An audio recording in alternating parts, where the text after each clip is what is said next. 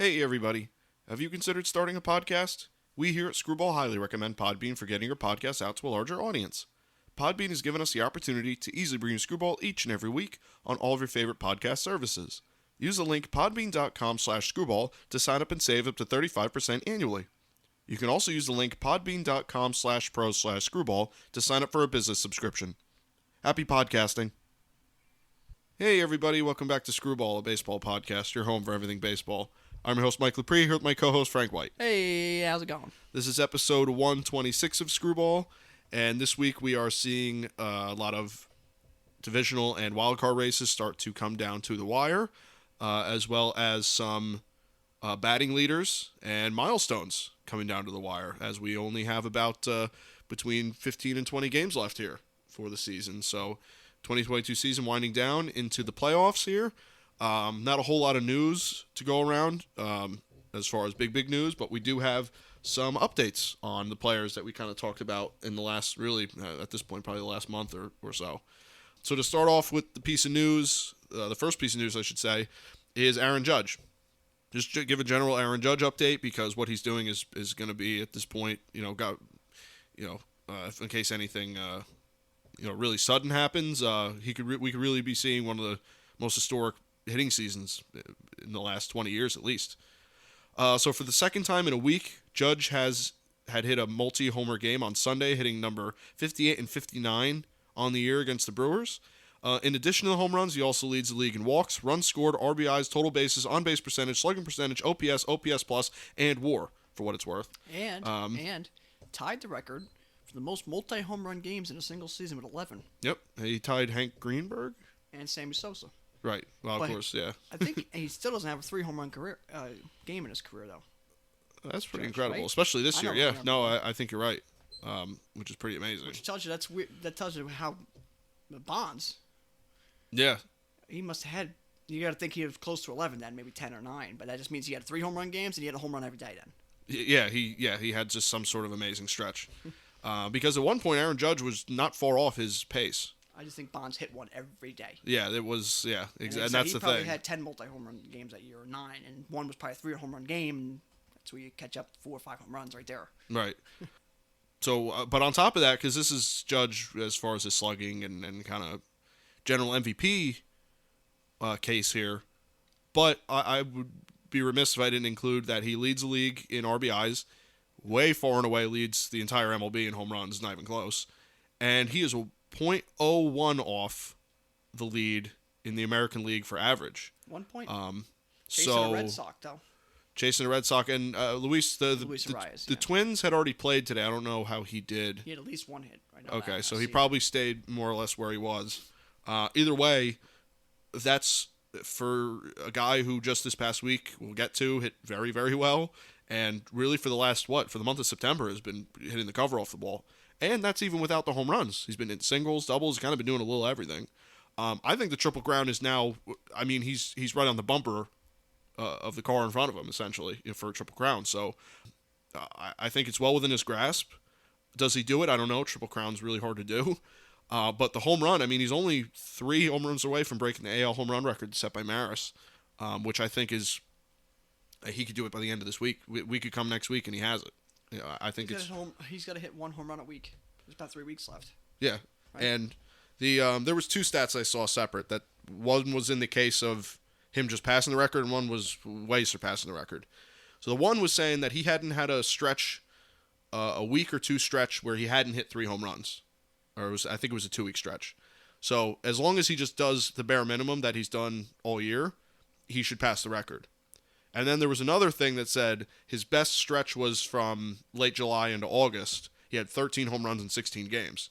So he said if he did that, he would be 1 shy of Bonds, which would be, he would have, first of all, just hitting 70 home runs in a year, regardless of the record, is something I thought we'd never see again. So if he did that, I don't even know what to say.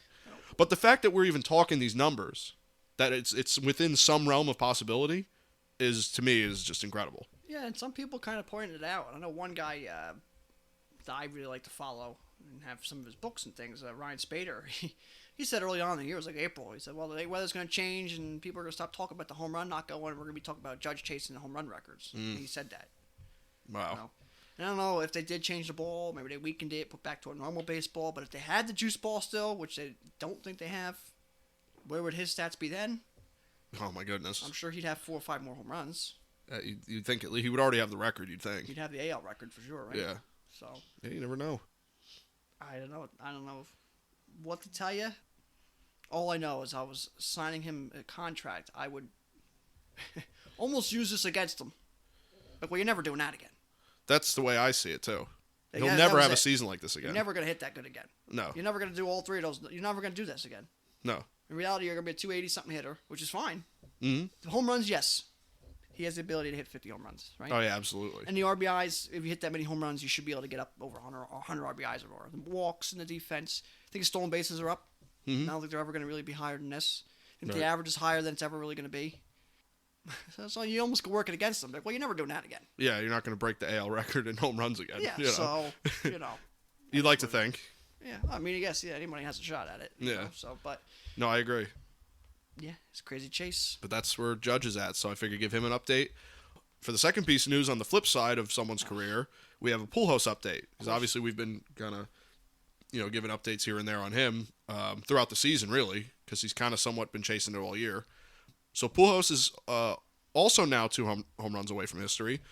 Since last week we talked, Albert has hit 1 more, so he's at 698 on his career, and he just needs 2 home runs down the stretch to reach 700 for his career, which at the pace he was hitting, especially in August, it just seems like, I wouldn't say it's inevitable, but I mean, it's right there for him.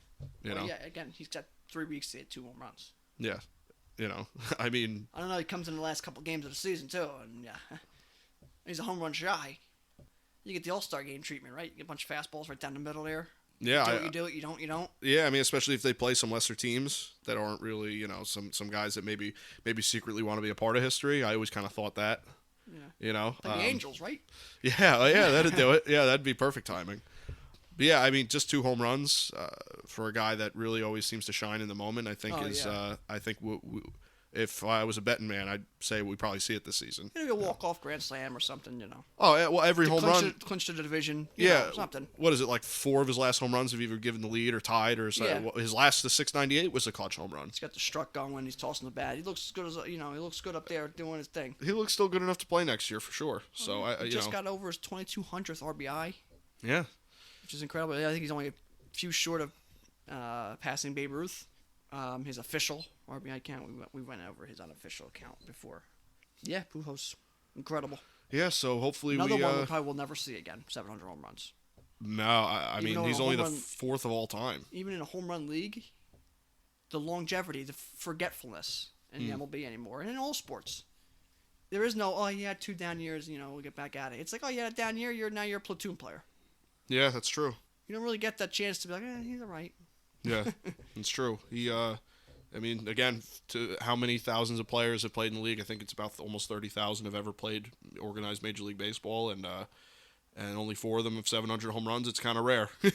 It's almost once in a generation. I know Bonds did it fairly recently, but between Ruth and Aaron was about a 50-year stretch, and another 30 years towards that. And, it's rare. It happens. Yeah. So appreciate it. Hopefully, if we get it.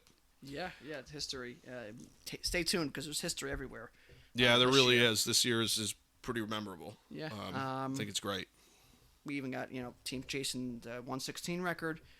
We also had the Cardinals' Wainwright Molina broke that record with the all-time battery mate, which is incredible. You'll never get that again. Yeah. You never get it again. No, I can't imagine. For 2 to be out there and catcher to pitcher, I just don't see. Even with the guy, that's my catcher, just to be with a team that long.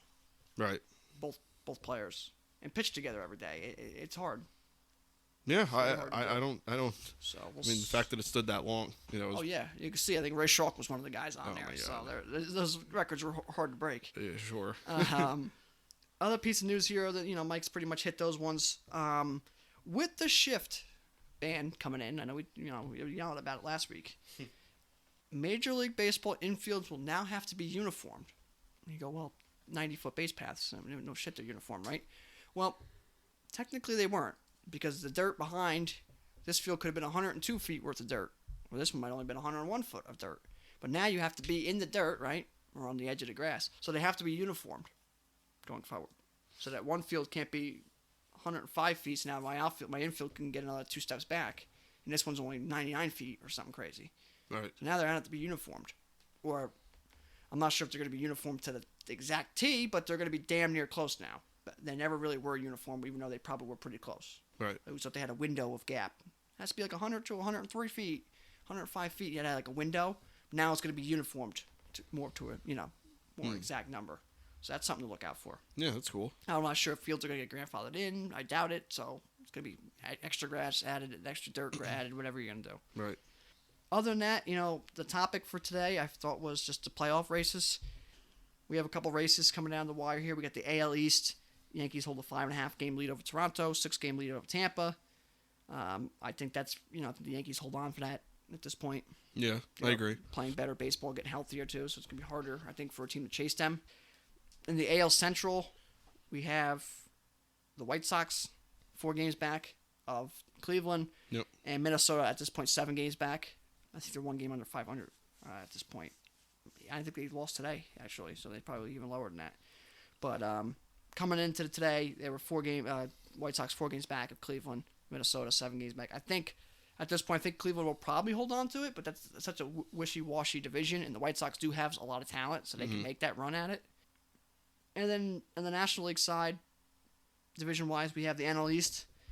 The Mets holding 1 game lead over the Braves, and that's just been a chase down. The Braves had just not a good start to the year, similar to last year. Ever since about June, Braves have been unstoppable. But every time the Braves get right there tied, took a half game lead, 1 game there, seems like the Mets have a pickup, and they win 3 or 4 in a row. Right. But the Braves match it.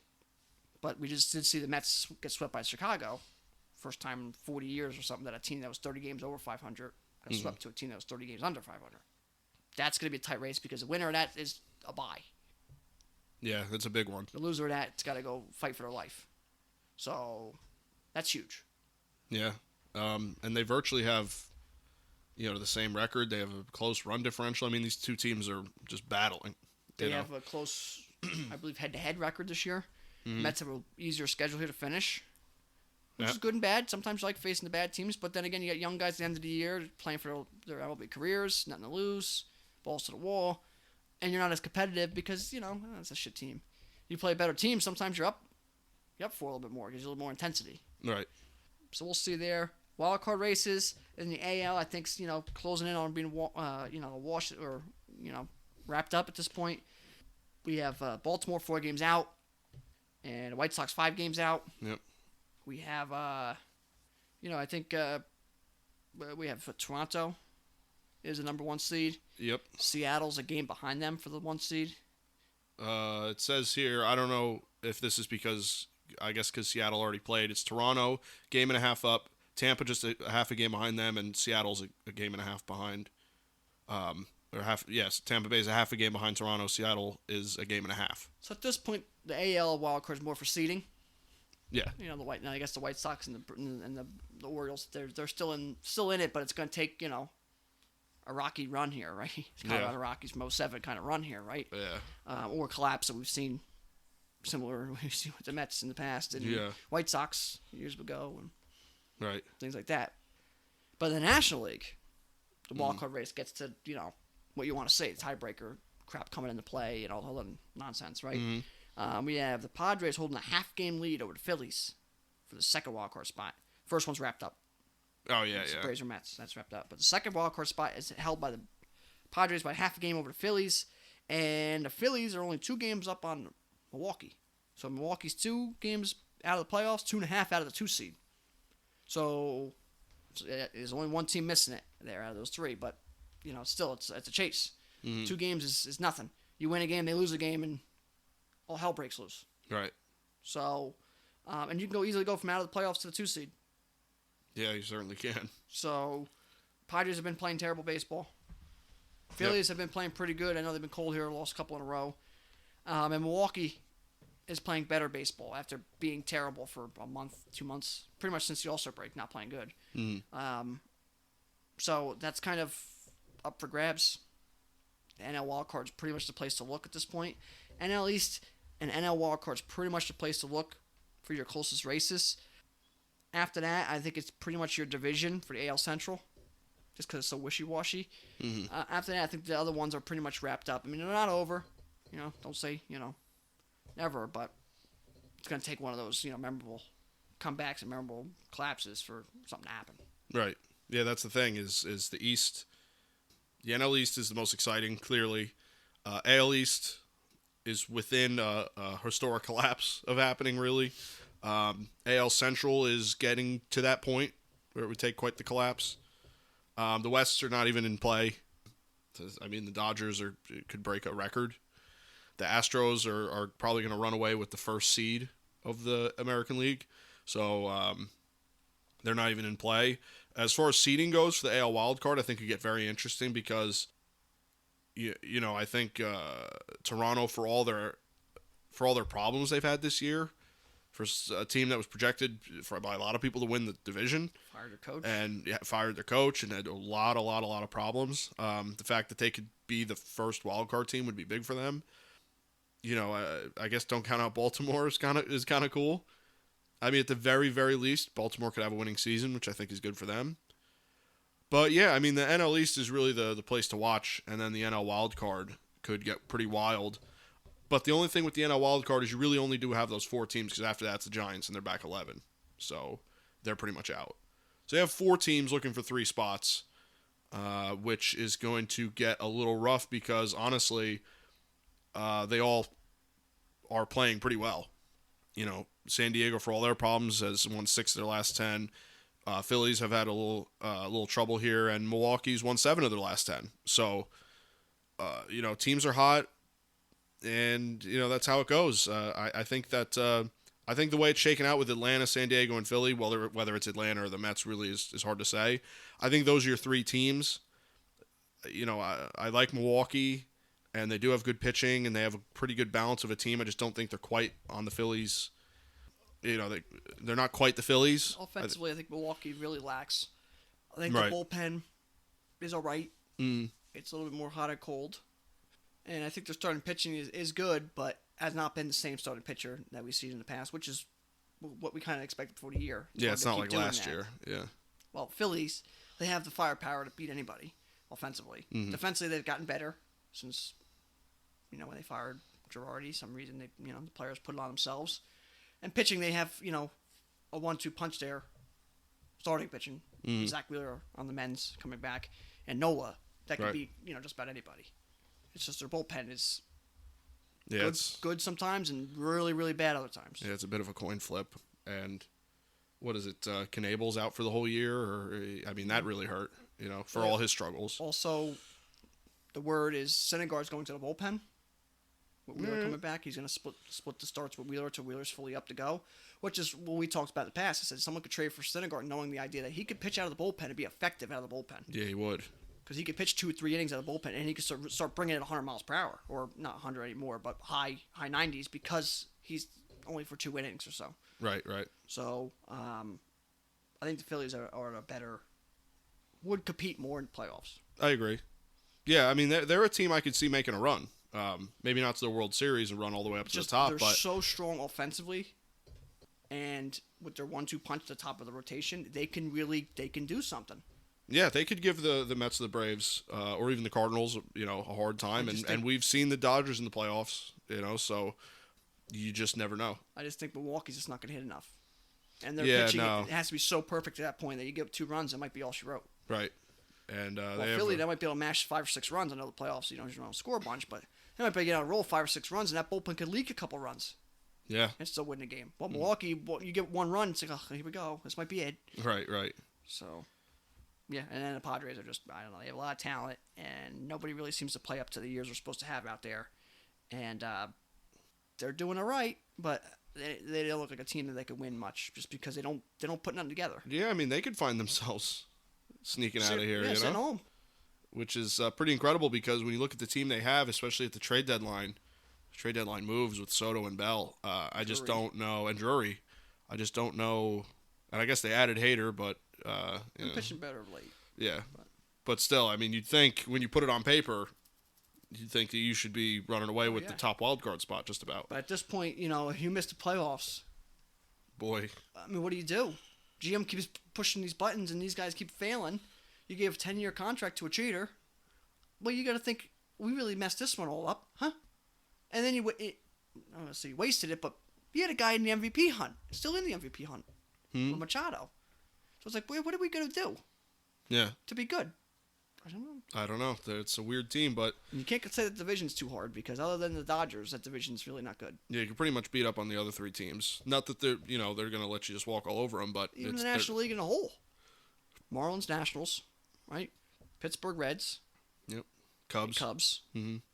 Diamondbacks, Giants, Rockies. There's 8 teams there, or at least 7. You want to count the Giants as being a decent team. There's at least 7 teams there. Not very good. And really an 8th team that really ain't that good. Yeah, that's half the league, half the NL. That you're playing all the time. Yeah, that you could just flip a coin and know we probably got. If you get lucky, you play a bad team out there in the AL. A's, Angels, Rangers, Royals, Detroit. That's 5. That's about it. Because the AL East, you can't. No. They're all competitive. Yeah, even the Red Sox, for being how many games under 500, can give you a hard time. Yeah, so you have 5, maybe 6 teams. Not that great. So it's like you're on the better side of that too. So you faltering here is like, come on. Yeah, you got one of the best managers in baseball. Oh yeah, which I thought would be a big difference to them. So, but I don't know. They're, they seem to be lackluster second half team. Yeah, the last 2 years. Yeah, but those are the races to watch. Coming down to the wire here, we have about, like I said, between 15 and 20 games, depending on the team, and I think things can get really dicey. But it's definitely not the amount of races like we've seen in the past. I think the divisions are, at this point, more or less wrapped up with the exception of 1, maybe 2 or 3, which is rare. I think usually you see a little bit closer. You don't quite see the Dodgers breaking quite the record that they are. But we'll see. Just keep an eye on those. And I think that the NL East and NL wildcards are the ones to really put a magnifying glass on. So with that, let's move on to the wrap-up of the news. Who's doing the best right now? I could just copy and paste this from last week. The Dodgers own the best record in the league at 101-44, and the Mets own the second best record in the NL at 93-55. Over in the American League, the Astros own the best record at 96-51, while the Yankees own the second best record at 88-58. The Dodgers still own the best run differential in the league at plus 329, and the Pirates own the worst at minus 214. So. Yeah. Again, they could just copy and paste it, just make different numbers, and we're good to go. Yeah, just make it up at that point. Yeah, right. Yeah. So, some teams like who have been playing pretty good baseball over the last 7 to 10 days. We have Cleveland playing well, the White Sox, Astros, Brewers, and Dodgers. Some teams that have been struggling. The Royals, A's, the Phillies lost, I think, 4 in a row at this point. Yeah. The Reds and the Diamondbacks. So there's your, hot and cold teams that I just wanted to throw out there over the last 7 to 10 days. Yeah. Some teams of real consequence there, especially the Phillies. Definitely not helping themselves. Keeping themselves away from the Brewers, who I think took 2 or 3 from the Yankees, which is a big series for them. Big proving series. So from there, let's move on to the hot and cold players of the week.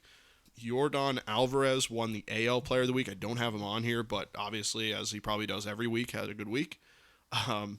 As far as the NL, it was Yu Darvish, so I have hitters, so I don't have him, but he is worth mentioning. Obviously, he won NL Player of the Week.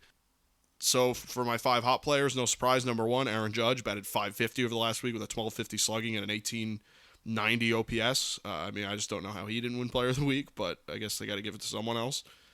Number 2, Miles Straw, batted .458 over the last week with a 583 slugging and a 1083 OPS.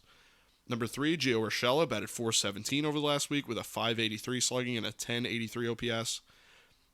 Number 4, Elvis Andrus, batted .385 over the last week with a 538 slugging and a 967 OPS. And number 5, Carlos Correa, batted .357 over the last week with a 643 slugging and a 1081 OPS. So obviously big name there, Aaron Judge and Correa, and Straw, Urshela, and Andrus. Andrus finding life with the White Sox is pretty awesome. To be honest, I think it's really cool. Yeah, some players here I have added to that list. Javier Baez found a good time to actually start hitting the ball. I took him all year. Detroit to lose almost 100 games at this point. Willie Adames playing well. Gunnar Henderson, the Orioles came up as playing great. Yep, as one of the top prospects. And Luke Voit. How about it? Well, for the very bad Nationals. Who is not happy with Eric Hosmer because he had to go over to the Nationals. Yeah, no, not very good. Some pitchers that have been doing good. Yu Darvish, like you mentioned. Jose Quintana, Dakota Hudson, Sandy Alcantara threw his 5th complete game of the year, up way over 200 innings already this year. And I think as long as he doesn't go Jeff Weaver or something on the rest of the year here, I think he's your NL Cy Young. I was going to say he's got to be Cy Young. He should be, because he's on a bad team. If he's on a better team, his stats would be nuts. Imagine if you threw him on the Dodgers. He's got 13 wins already this year, I believe. Yeah. Dodgers, yeah, 25 wins. Yeah, over there. Right. Jeez Louise. And a better defense, right? Yeah, absolutely. So, yeah, he's your Cy Young. Yeah. I know who I'd be voting for. And the last guy I got here is Jeffrey Springs. Yeah. If anyone knows who that guy is, I'm sure a lot of you don't. He's with Tampa Bay. He's pitching pretty well. Yeah, he has actually been pitching pretty good for them. So they always find someone. Yeah, they throw it together. So, but they have better defense. Helps a lot of teams. That's true. A lot of players, I should say. But yeah. So there's your hot and cold hitters and pitchers that I have. Yeah.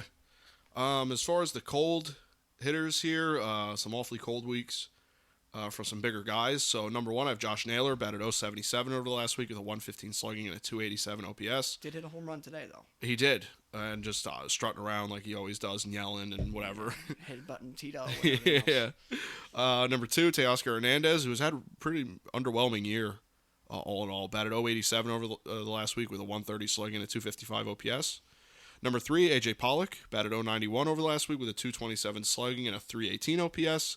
Number 4, Giancarlo Stanton, batted .091 over the last week with a 136 slugging and a 303 OPS. And number 5, Matt Olson, 0 average, 0 slugging, 0 OPS, 0 for his last 20 in this week, so not great for him. And Giancarlo Stanton, another one, finding his name on this list a little more often than he would like to.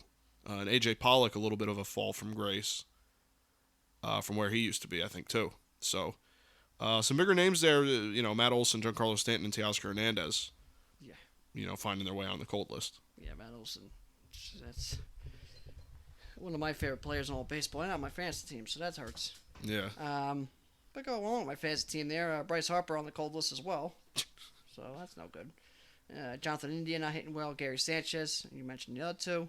Some pitchers here struggling. Chris Bubick, Sir Anthony Dominguez, Madison Bumgarner, Mike Clevenger, and Gumby was the last little bit.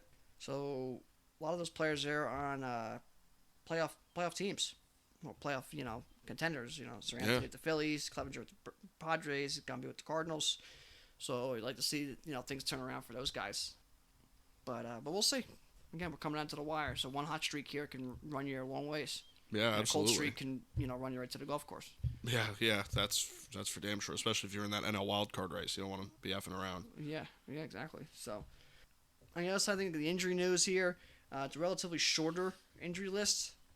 Tried keeping it also a little bit towards the more contending teams or bigger name players. But we have Alejandro Kirk. Missed a couple games here with a hip injury. They don't, he's not on the IL, so I don't think it's too serious, but he has missed a couple games here. Frankie Montas getting an MRI on the shoulder that he had previously hurt, and he hasn't been pitching good with the Yankees, so is the shoulder injury, has he been trying to pitch through this? Could be causing it. Sonny Gray left today's game with a hamstring issue. Julio Rodriguez has missed, I think, 3 games in a row at this point. He is day-to-day, but missed 3 games in a row. Ozzie Albies, tough break, just came back from breaking his foot. And his second game, he slid headfirst into a base, I believe, and broke his finger. So he doesn't need surgery, but he's probably not going to be back till mid to late playoffs if they make it. Another reason why you shouldn't slide headfirst unless you just have to. Otherwise, you should avoid it. Yep. Jazz Chisholm, this is not new. He's been out. But he also got knee surgery while he's been out, since he's been out. So, smart move. I'm out. Let's get it all fixed now. Yeah. Let's not mess around. Agreed. And Alex Wood. He's going to be shut down for the rest of the season with the Giants. On the better side of things, Glasnow had a dominant rehab assignment. He should be back here pretty soon for the Rays, next week or two, I would say. Rizzo was activated. DJ LeMahieu should be activated pretty soon. The Yankees have even more guys that we can keep going. I know Britton's on the verge. Severino.